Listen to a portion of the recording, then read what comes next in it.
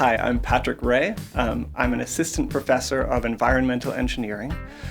I focus on water resources systems, and I'm a water resources system modeler, which means that I make computer simulation models of water systems. And then I run those simulations over lots and lots of scenarios, looking for the scenarios in which the water system is sustainable and the scenarios in which it's not.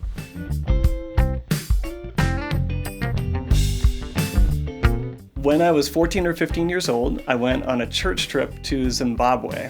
And this region of southern Zimbabwe has a lot of trouble with intermittent rainfall. So sometimes it rains and sometimes it doesn't rain. And when it doesn't rain, they have a lot of trouble with agriculture, even water supply. So they brought in a little team of teenagers from the United States and Canada to build dams and build little reservoirs to make a more sustainable, literally sustainable water resource to enable them to have a more healthy life. And then when I was a freshman in college, I was trying to figure out what to do with my life. And I remember that experience from when I was 14 or 15 years old and realized that I could do that with my whole life.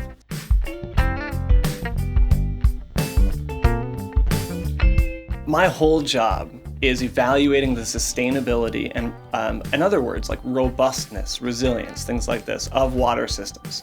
So the kinds of institutions that hire me are the World Bank or the United Nations, the California Department of Water Resources, the U.S. Army Corps of Engineers. All of these types of institutions fund or manage water systems. Maybe it's hydropower dams, maybe it's reservoirs, maybe it's pipelines, things like this. Or maybe they manage roadways that they're worried about flooding.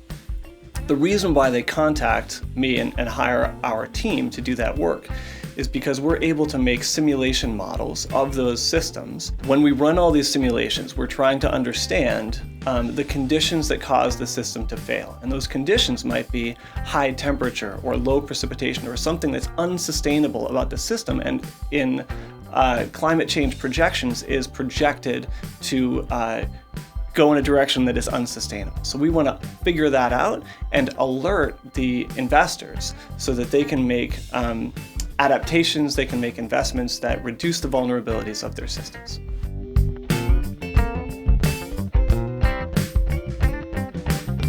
My whole job is climate change adaptation.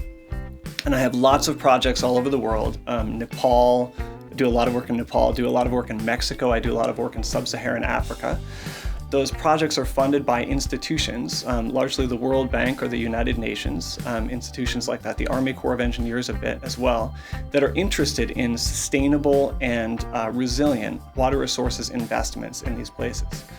One example of sustainability is Mexico City. Mexico City is located at something like a couple thousand meters, so maybe 6,000 or 7,000 feet above sea level, and most of its water is far down below.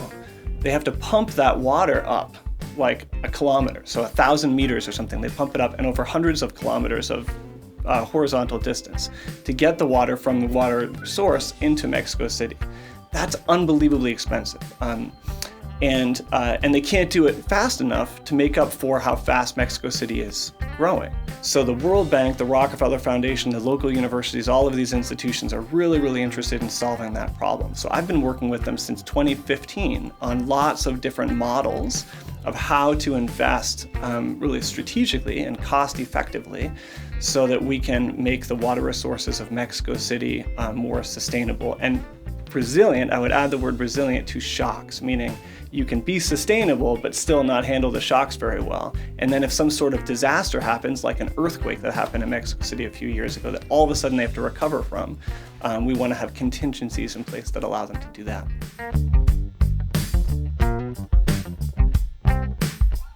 I have 2 children, and they are delightful little boys, and it's just important to me that the world that they inherit is at least as healthy as the world that I inherited. So sustainability is a simple thing to me when I think of wanting them to have resources that at least as good as the resources that I was given when I started out.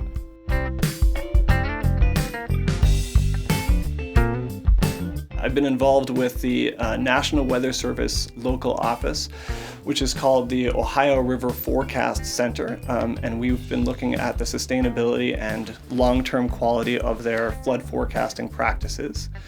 The Greater Cincinnati Waterworks does an amazing job of looking after the quality of our drinking water locally, and we help them to think through the sustainability of the river flows that provide the drinking water for the city of Cincinnati. The Orsanco folks, the Ohio River Valley Water Sanitation Commission, I think is what it is. That's a tricky one.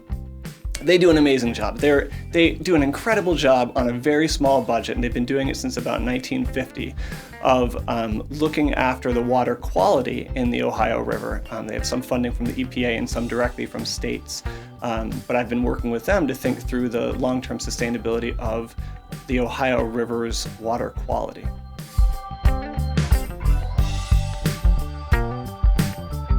In terms of research, I think that sustainability should undergird a lot of the research that we do, certainly in environmental engineering, obviously, in a lot of engineering activities. We want sustainability to be a part of our mission. As sustainability is a part of our mission, we will recruit amazing young people from all over the country for whom sustainability is also a part of their personal mission. So we don't want to miss out on the motivation and the energy of these great young people who want to work on sustainability. That will be a great invitation to them to come and work on that with us.